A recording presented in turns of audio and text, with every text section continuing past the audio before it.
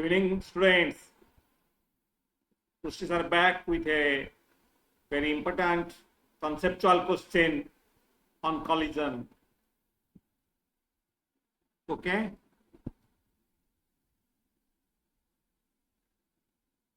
My credentials. So the question is the C angle of divergence between two elastically colliding particles. The particle comes, strikes another particle at rest in ground frame. After that, this is before collision.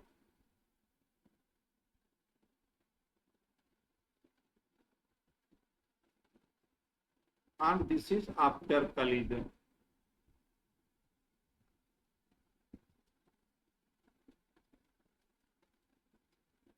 Okay.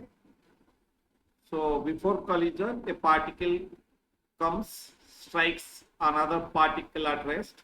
After that, there is scattering between them. The angle of divergence between them is theta. So let us read the question carefully. Incoming particle of mass m1 moving horizontally on a frictionless surface with kinetic energy k0 strikes elastically another stationary particle of mass m2 in the ground reference frame. Okay. After collision, the particles move with kinetic energies k1 and k2 respectively, with an angle of divergence theta between them. Find the expression for the angle of divergence theta in terms of these m1, m2, k1, k2, like that. So this is a basically based on the oblique collision where linear momentum remains conserved because they are horizontally on a frictionless surface with kinetic energy k0. So there is no external impulse during the collision process. So m1 moves with the linear momentum p0, let us say here I am showing, and kinetic energy k0 towards the stationary particle m2 in the ground reference frame. There is no external horizontal impulse during the collision process. Therefore, the law of conservation of linear momentum is applicable. You must be knowing this. After collision, their respective linear momenta vectors are p1 bar and p2 bar respectively. p1 bar, p2 bar for m1, m2. And their kinetic energy are k1 and k2. The m2 is in red, m1 in black. Okay. The angle between p1 vector and p2 vector, that divergence angle, this p1 vector, p2 vector, that angle is theta. That's what I wrote here. k1 and k2 are the kinetic energies respectively after collision. वो भी हमने दिखाए थे, ठीक है? So I have discussed the easier method to solve this kind of collision problems in my earlier video lecture, VDL 105. Name is Q equation. When we find the Q value of a nuclear reaction. When did I upload? 29th April 2026. This is very important. So what in this video, what I'm giving you, how to handle this kind of collisions very simply. You can handle it in various ways, but this simplified way I'm just explaining you. Let's apply that simplified concept here. Linear momentum before collision for both the bodies, how much? Only p0 bar, because the m2 particle having no linear momentum is static. Linear momenta after collision of both the particles, P final is P1 bar plus P2 bar. Okay.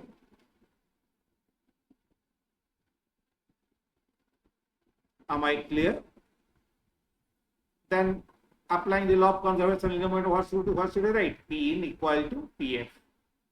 P in bar is equal to P bar. That is P naught bar is P1 bar plus P2 bar. This is the conservation of momentum equation.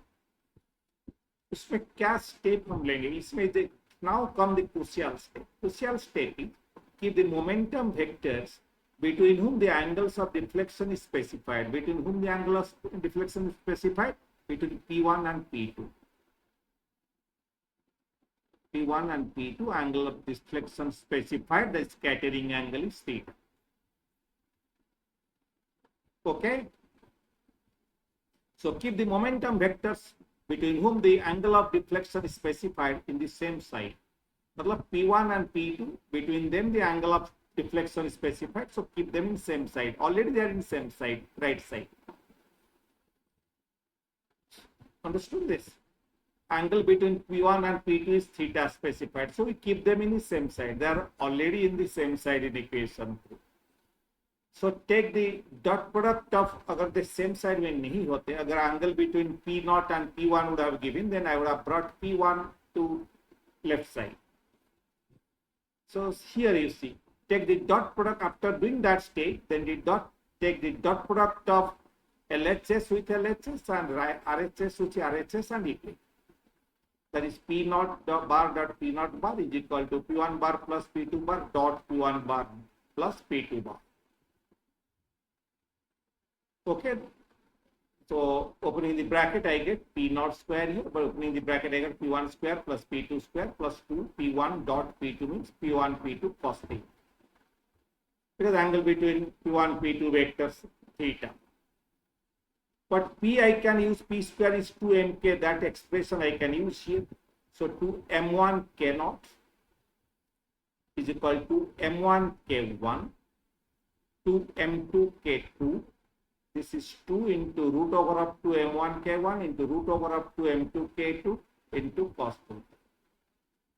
So cos theta becomes, first 1 2 to cancel, then bring this 2 to the left, m1 k0 minus k1 minus m2 k2 divided by 2 m1 m2 root over k1 k2 root over. Okay?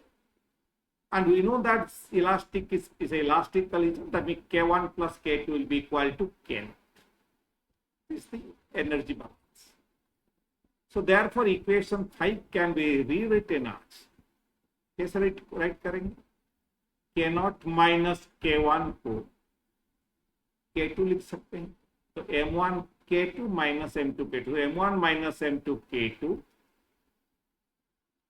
So cos theta is equal to m1 minus m2 into k2, because this is k2, divided by 2 m1 m2 root over k1 k2 root over. That is m1 minus m2 by 2 m root over of m1 m2 and this k2 by k1 root over. This is cos theta. अगर they are, you can write k1 as, can keep it like this also, k1 k2 there, cos theta can be found out. Or you can write k1 की जगह k0 minus k from here. This is the answer. ठीक है? I asked in the question, find the cos theta in terms of the given values. If k0 k2 given, m1 m2 given this one. If k1 k2 given, you can use this one. You can use this one. Yes or no? So then now you square both sides and take this m to the left side. So 4 m1 m2 cos square theta divided by m1 minus m2 whole square is k2 by k1 or k2 by k0 minus k2. Okay, invert कर दो. Inverse, take the inverse of it.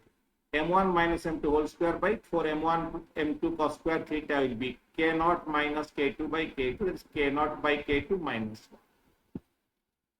Bring 1 to this side. So k0 by k2 will be 1 plus m1 minus m2 whole square by 4 m1 m2 cos square theta.